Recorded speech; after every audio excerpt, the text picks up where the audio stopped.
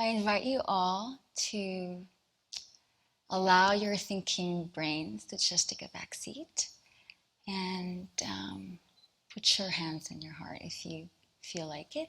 Close your eyes if you feel like it.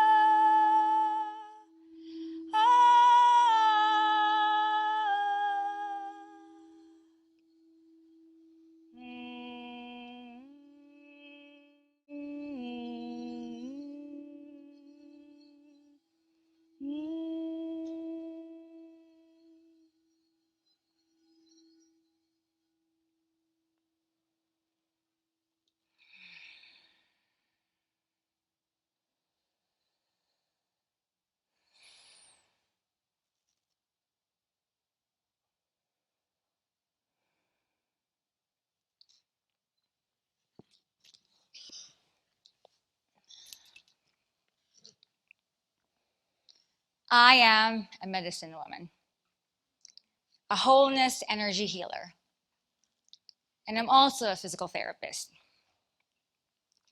I remember when I was 8 years old, I stepped outside the house, drawn by the sweet smell of jasmine. This fragrance soothed my body, and as I gazed at the stars, I felt such deep connection with them.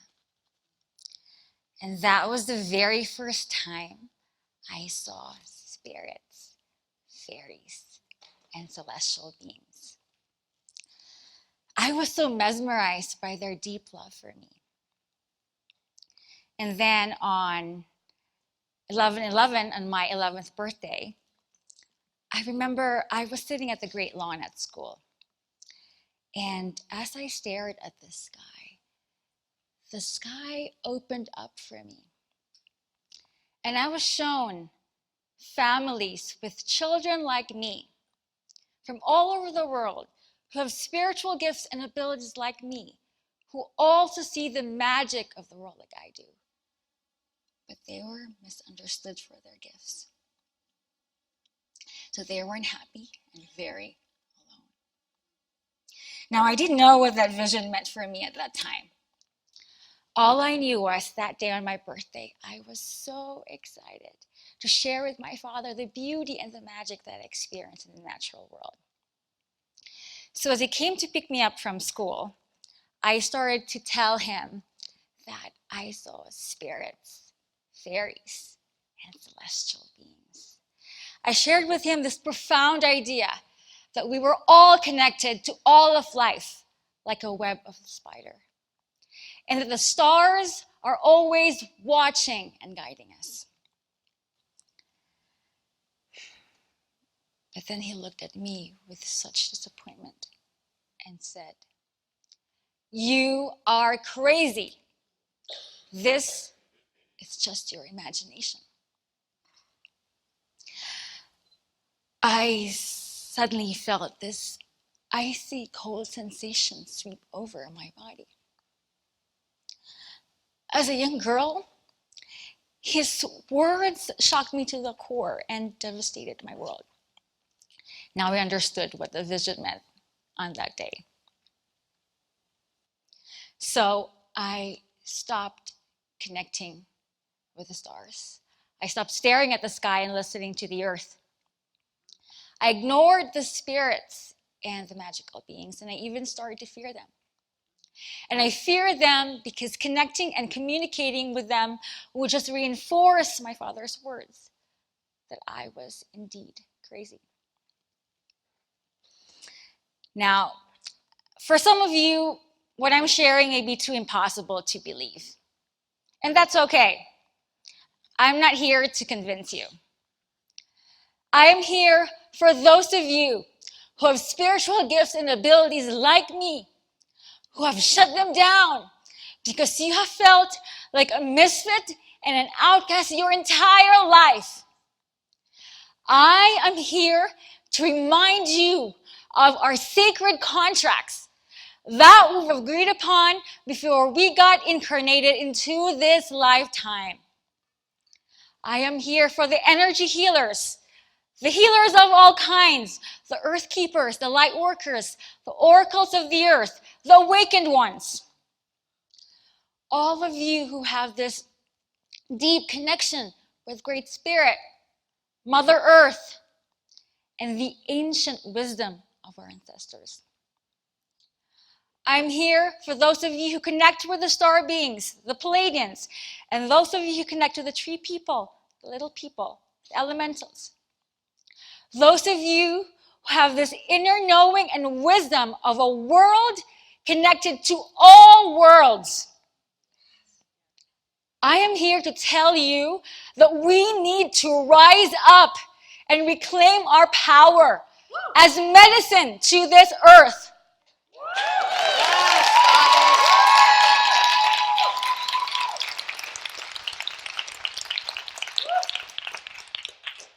Because, in the 16 years that I've been a healer, there has not been this urgent message that I want to share with you right now. 4 or 5 weeks ago, I was laying in my office floor, staring at the sky, staring at the ceiling. All of a sudden, I heard the whales.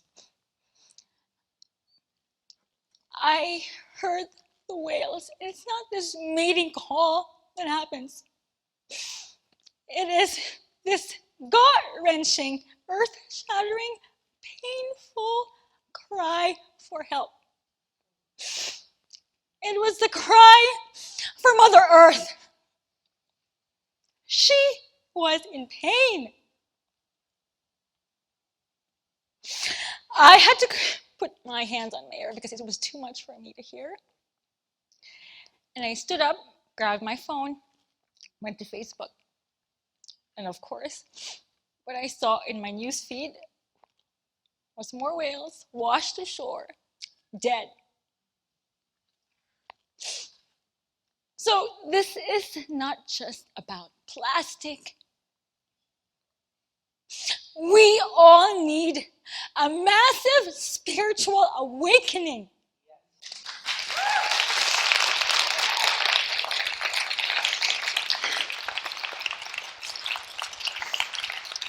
We need to connect and feel again and dive into our pain so deep so we can get cut open deep enough for us to care, to do something about it.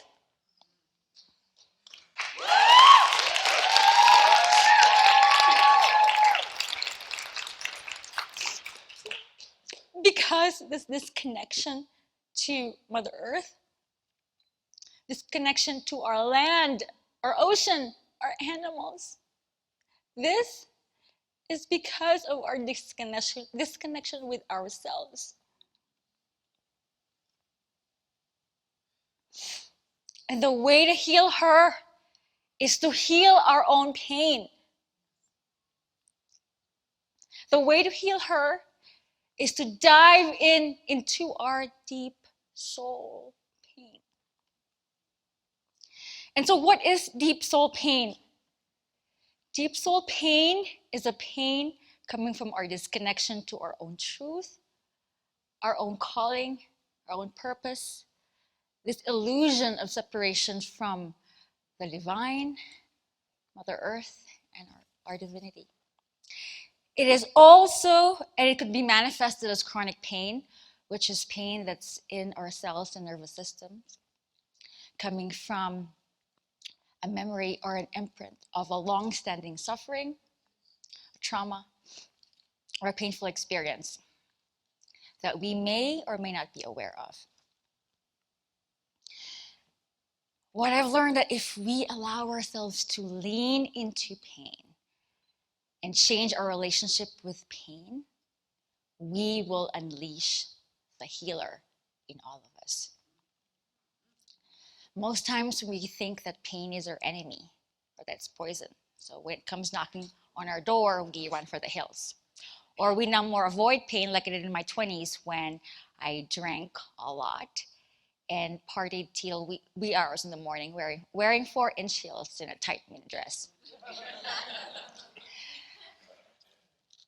But if we allow ourselves to be intimate with the feelings of pain, pain becomes the gateway to our soul. I believe we all have the ability to heal ourselves. And there is a way to relate to pain that isn't the terrible way that we think it is. I want to share with you a story about a mollusk and a pearl. So when a mollusk experiences an irritant, right, when the sea animal gets an irritant in there, what it does, instead of pushing and numbing or voiding it, it soothes and nourishes this irritant with this gorgeous mother of pearl, this nacre, over and over again. That over time, it reveals this iridescent, beautiful, luminescent pearl that we all know. Now, what this story reveals to us is if we choose to look at pain as our teacher, it becomes the voice of our soul seeking to teach us something about ourselves. That in there lies the wisdom and the insight that will never let us stay stuck in the suffering of pain. That it will always be an opening in a door, allowing what the nature of pain is, which is healing energy, healing wisdom coming through. And we can only receive it if we embrace it as a teacher. And the way to be in deep conversation with pain and to be intimate with pain is in a space of deep compassion, in a space where our bodies and our soul feel deeply loved, nourished, and cared for. It is in this gentle, loving way of being with pain that I also began to embrace my own pain. It was in those moments where I carved time to be silent with myself in meditation. Moments where I walked deep in the woods. Moments when I did bath rituals that nurtured my body. And in those intense experiences of pain, I would use my body to move, creating this sacred dance. And when I felt so disconnected with myself in the face of pain, what I would do was I would take a long, deep in-breath to the heavens. And in an out-breath, anchor myself down to the earth. And that gets me so connected with myself and to all of life. I believe in the states of really feeling deeply that we unravel the gems that we truly are, and that we can create the pearl within all of us. And if we find the courage to really dive into our pain so deeply, we will unleash and awaken the ancient healer within us. Because when we start to heal, we realize the core of who we are is love. Love. And when we know that, and when we are in this space of love, we can only co-create love and beauty and goodness and kindness. So this is the way that we can usher a world of love and healing, not only to ourselves or to Mother Earth and her inhabitants, but to our children and our children's children. Oh my